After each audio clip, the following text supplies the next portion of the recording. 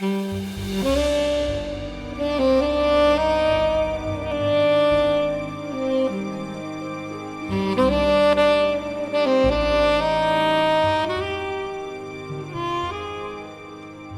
Chad. Hello, Caitlin. It's been eons since we have talked about Poirot. We talked a lot about Poirot. So much. In a specific book called The Murder on the Links. And that was what we thought would be one episode turned into, I don't even know how many. What? Six? Yeah. Something like that. So we needed a little time for decompression. Yeah, a little break. Yeah. A little break. Not that we don't, not that we're not good friends. No. Not that we don't both enjoy each other's company, but just the process needed to kind of just, oh boy. For a second. We needed to recover. We needed to remember who we were. Yep. We need to turn inward. Right. Right. It's exactly right. Oh, so good. Yes, but now we are back.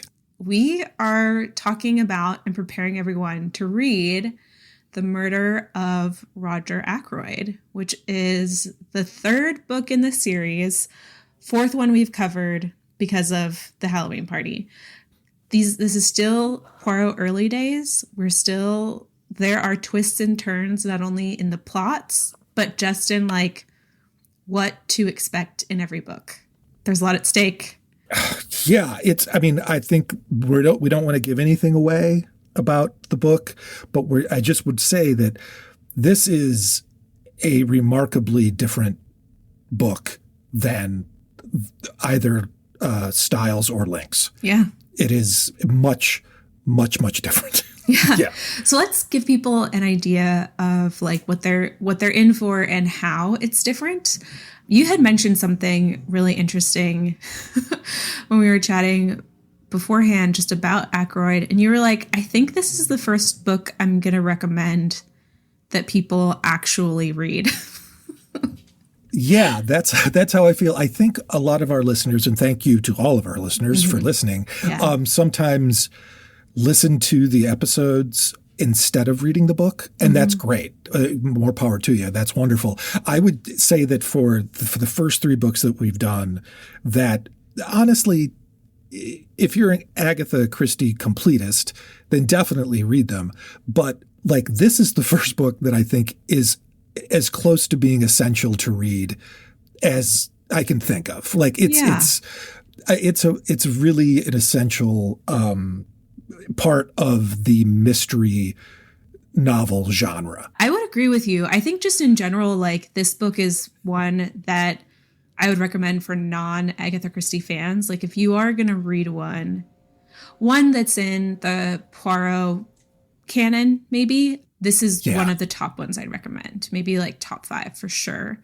We talked a lot about how the first two books are her proving that she belongs in the genre. And this one is her saying, and now look what I can do with it. Here's how I fit in to what you all have already been doing. And then let me surprise everyone and play with your expectations. Yeah. You know how we were saying okay, these books are either Byzantine or Baroque and they're just full of all these details. And if we were just walking through a museum, we are entering the minimalist modern art wing. That's great. Where it's suddenly a painting just has a line through it. And it's all the extra stuff is removed.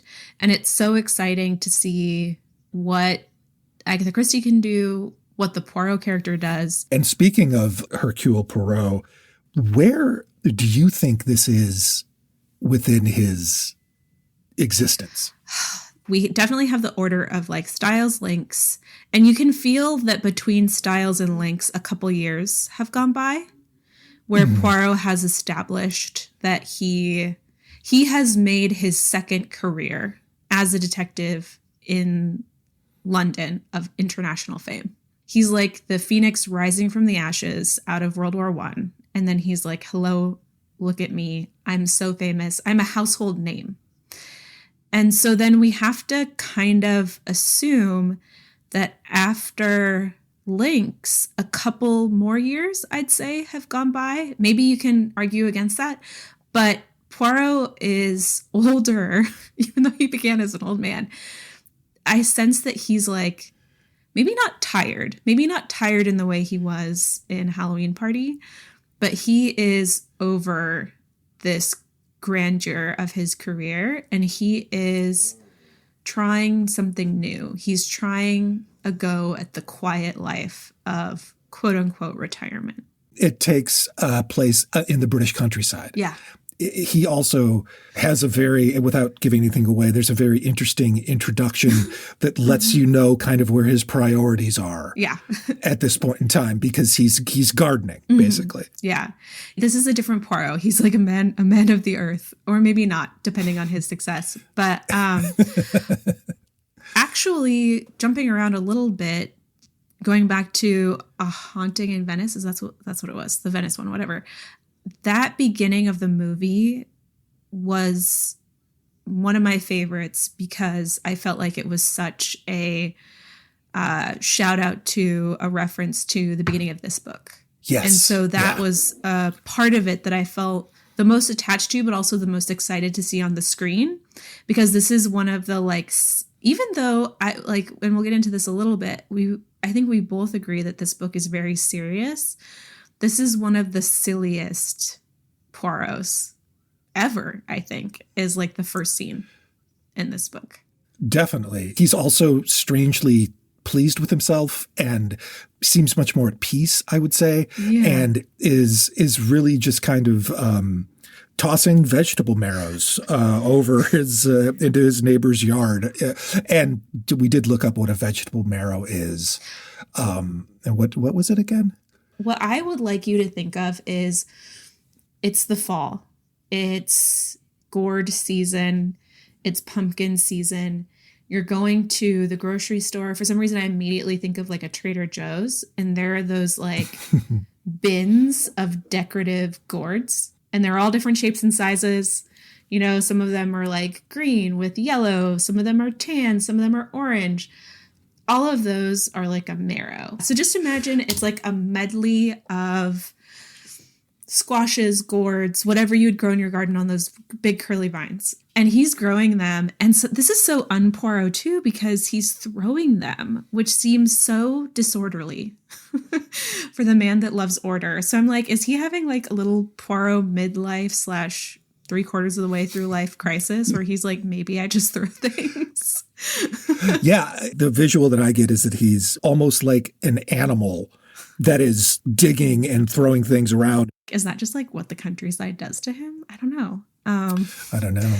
But also, you know, this is maybe a good time for us to talk about too, like Agatha Christie. We're not going to go too much into what's going on in her life. We went into in the previous series, Lynx, how she's definitely having some marriage angst during these years. And she's about to embark on one of the most fascinating, interesting, weird, probably for her darkest moments in her life, where she actually has a bit of a mystery herself.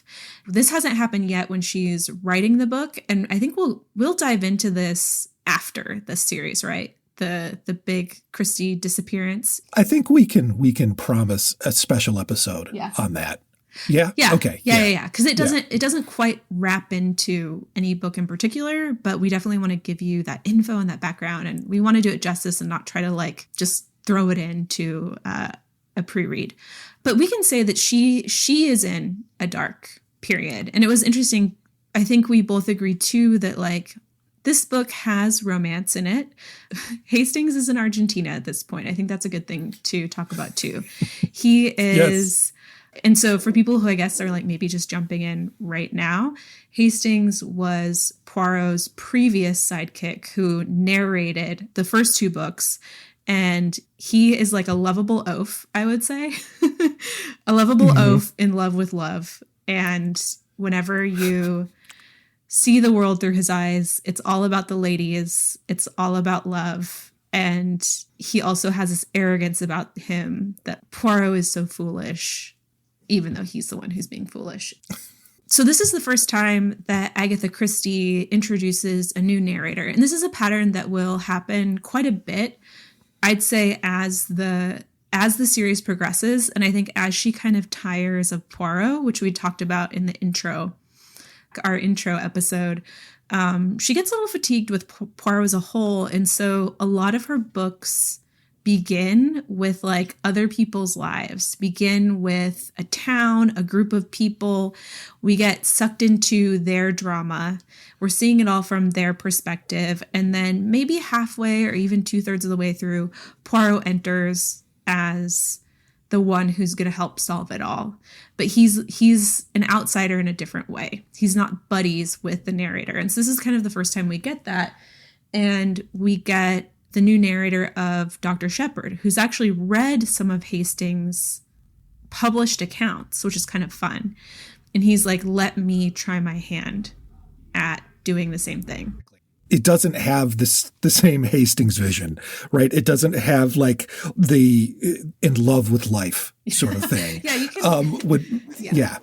You can like imagine it as like if a doctor were reporting what had happened to you during your surgery. Like the patient did this and then they did this. But something else that I find really refreshing about this book is we do get other female characters and they're not the objects of the narrator's like affection and adoration and like amorous pursuits. We get this really cool back and forth between the doctor and his sister, who's very clever, and they have just this like wonderful banter, and there's just a lot of that fun Agatha Christie like zippy one-liners that both of them provide that is such a characteristic of like later books where everyone is just so clever and they're like commenting on the way people are and, you know, weird habits that people have, and you're like, oh, this is Agatha Christie getting to like really relish in narrating the world through her characters. And I think she has so much more freedom when she's outside of Hastings to do that. Oh, yeah. One of my favorite parts of the book is that the Dr. Shepherd lives with his sister, and she has this kind of almost like underground network of people who are giving her information about what happens in the town. And it's just so delightful because Dr. Shepherd's always like, how do you know this? Like, you're sitting here and you know more than I do. It's great. She's that like, oh, I'm unassuming, but I'm going to get to know the person who delivers my groceries, the person who delivers this, the person who works at this manor. And then the world of gossip is open to me. And so it's this fun way of like kind of the chain of like staff, but also women sharing knowledge, which is kind of fun. Yeah. You have a ton of smarties in this one, too. Like, Dr. Shepherd is very intelligent. I mean, in ways that he underestimates his sister, for sure. Like, it's all these different types of intelligence competing with each other. You know, he's different than Poirot. She's kind of trying to see if she can outbeat Poirot as well. And so it's not like we're getting a bunch of bumbling buffoons, kind of like we were getting like the detective off with Giraud and Hastings. Right. Like Poirot is given much more, I don't want to say opponents, but like people who are also trying to solve this case. He is given like a much more formidable cast of characters to prove himself to, as opposed to these people who are like, well, clearly they're dumb. There's a bit more like everybody is witty, and that's really exciting to see too. Yes. Yeah, I agree. I feel like, you know, this is just a different Poirot. This is I don't really know how to explain it. Yeah, he's still an outsider, but of course, like an outsider in a new way. He's new in town. I don't want to give them away, but there's so many good jokes between the brother and sister trying to figure out who Poirot is and what his deal is. And they have these hilarious guesses. They're like using these context clues, like, well, he does this, so maybe he's this kind of person. And then finally they're like, oh, okay, it's Poirot. But it's kind of fun because Poirot's still in his famous heyday. Like, I think one of the young women, when she hears who he is, she's like, oh, you're the famous Poirot. Whereas later on, Poirot will like announce himself and nobody knows who he is. And he's like, oh my gosh, like how the world has fallen that people don't recognize my name anymore. And so he's still in that he's still riding on his fame. The British Crime Writers Association calls this the best crime novel of all time. This book has a lot of accolades for many reasons, and so it isn't one to skip. It's one to just like read and enjoy. And I think you and I have read this book a couple times each, and I think each time we read it, we get more out of it. Do you want to tell people like kind of how you stumbled upon this book? I think it was a couple years ago. I read the book, and then we talked about it for a little while, and then you were like, you're reading them out of order.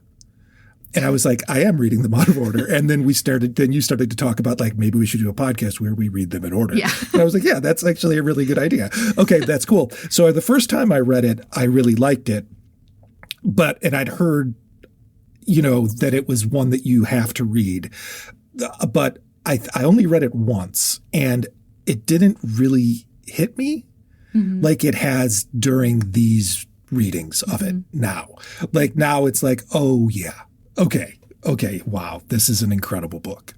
The New Yorker says that with this book, Agatha Christie created the modern murder mystery. So, like, I think we can see so many echoes of this in just, like, pop culture, in every mystery we watch. You can see this story there. Oh, yeah, I agree. And I was just going to say, it's really funny that my reaction to you was, Chad, you're reading this out of order. Or do you have anything else you'd like to say before we go into some adaptations? You've done so much great research just on both like where this book is in pop culture, but also a little bit about the history of how it was published and everything. So just tell us. I'm ready to listen. I'm ready to learn.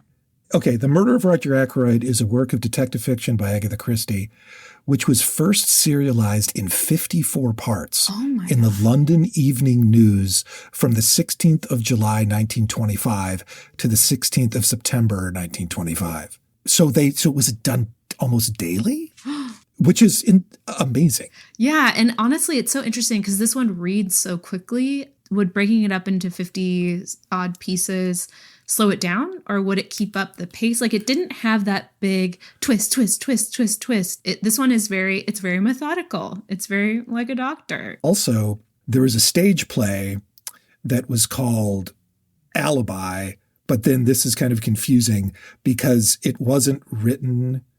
It was adapted, and it wasn't written by Agatha Christie, but it was adapted, and it played for like 250 performances. The great English actor Charles Laughton played Poirot, but then Christie rewrote it, and it became her first stage play, which is called Black Coffee. And and it wasn't as successful as other ones, but this is the thing that really is potentially, for me, it bothers me, which is they made it into a film, and it was a film that Christie helped write.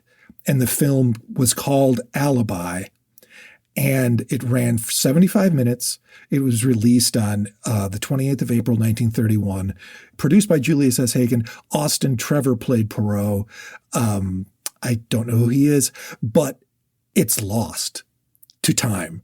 The film no longer exists. How do you lose that? The BBC used to tape over old shows. Oh, my God. Because they didn't think, and I think that might be a little bit of what happened here.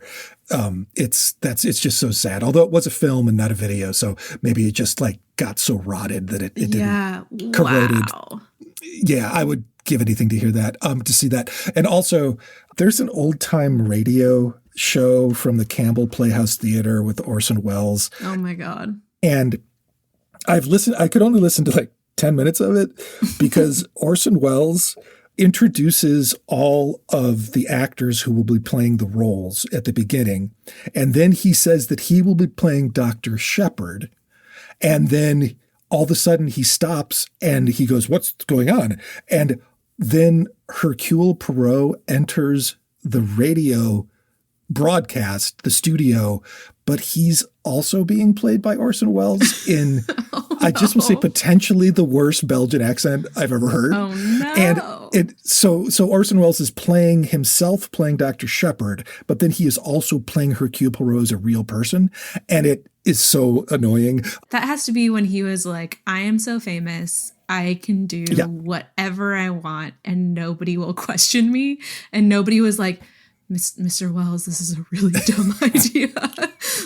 That is totally the feeling that you get. It was just like somebody should have been like, no, don't do it. Orson, buddy. Like you can't, that's not both, right? Yeah. Pick one. You got to be one. Pick one. Yeah. Pick one.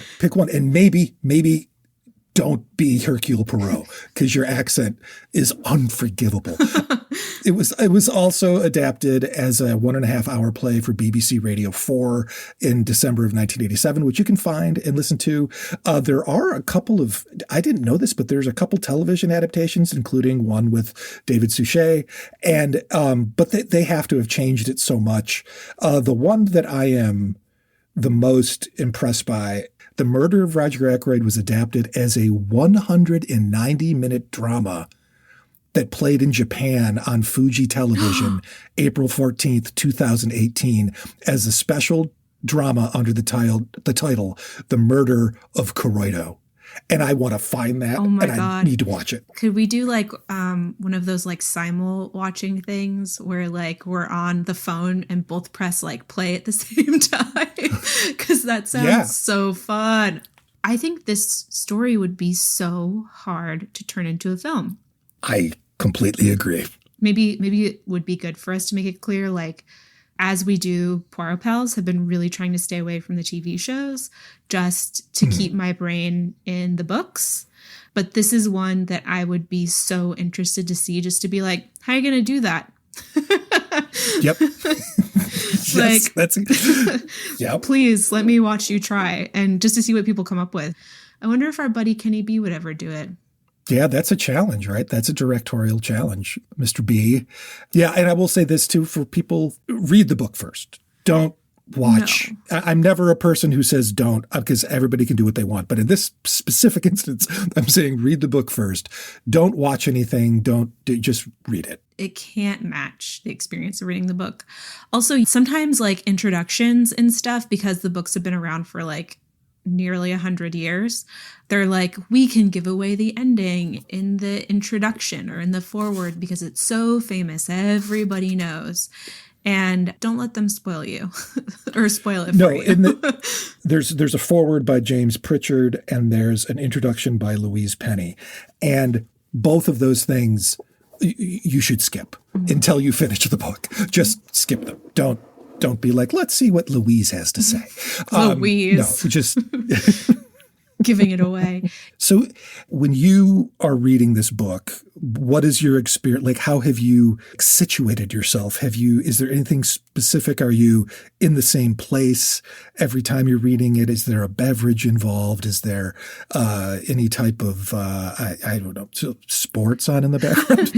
No, let's see. So this one is so interesting because just the way kind of life was when I was reading this, like a lot of things were happening and I was all over the place. And actually every book that we've read, I've been on an airplane at some point and read it. Yeah. But like this one, so I didn't like curate my experience as much because things have been pretty haphazard and like nothing, like I just haven't had a schedule lately. But maybe that speaks to the book as well, that like, for me, I didn't have to like craft an environment. It was really easy to like put in my bag and go. But if I were to have an ideal setting, you can take it slow in the sense that like you don't have to gear up for it like I did for the Lynx, where I just have to be like, okay, Morris, like you are sitting down and you're going to read this and you can't get discouraged. Or if you do, like, here's a treat to like help you get through this. This one, it's easy. You can relax with it, I would say, and just kind of enjoy it. So, like, it's a good before bed book. I don't know. I think curate as desired. I don't have too many specifics. How about you? What I'm finding for the reread is what you said is exactly right.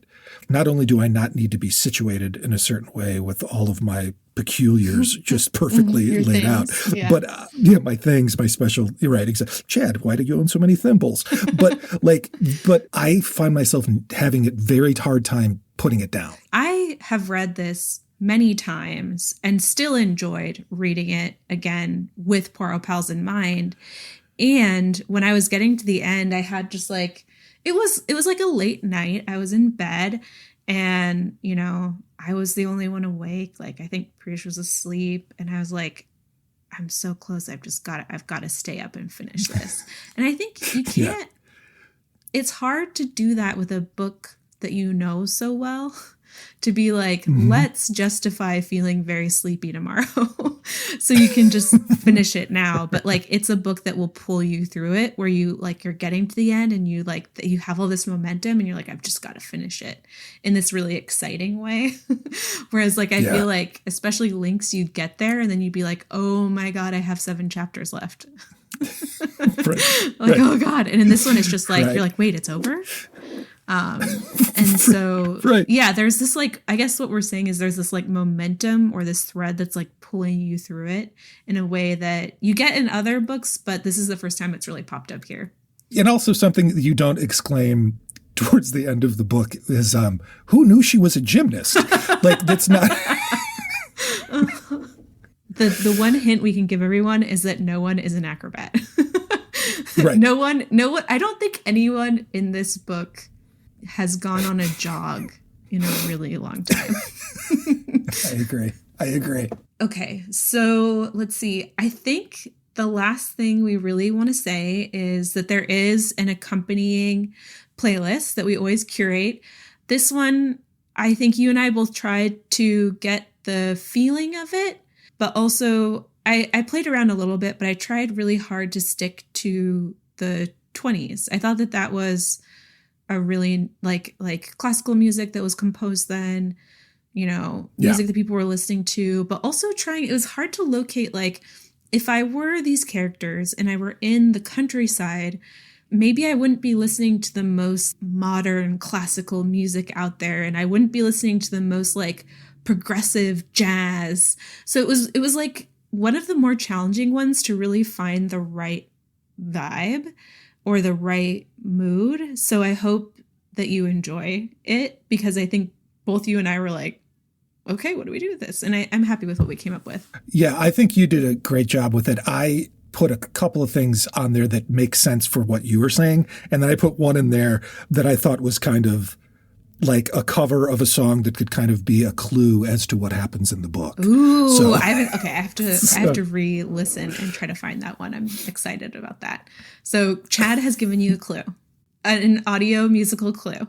Yeah, through the Spotify playlist that Caitlin basically worked really hard on, and then I was like, I'm messing this up. No, not at all. No, they're always so fun. It just like really satisfies my need to be doing 7 things at once, to be reading and putting together a playlist. Yeah, exactly. Yeah. So, oh my gosh. Okay. We are excited for everyone to read it. Like we said before, read it, and then listen to the debrief, because the debrief, we will be giving spoilers. The spoilers right away. I think that's it. We're excited to embark upon another Poirot journey with everyone. And hopefully we'll maintain our sanity a little bit more this time around. Who knows? Watch us like record 12 episodes and we're like, what did we do to ourselves? Is this how it's going to be? I just can't imagine it, but who knows? Or we do a complete callback and we do 54 episodes that come out day to day to day. Oh my God. We would die. That would be hilarious. It's tragic, but also kind of funny. I'm looking so forward to the debrief. Thanks to everyone who has been listening. Yes. You guys are awesome. Thank you. It's so great. Yeah. Anyways, I guess, Caitlin, I'll see you at the debrief. Yeah, see you at the debrief.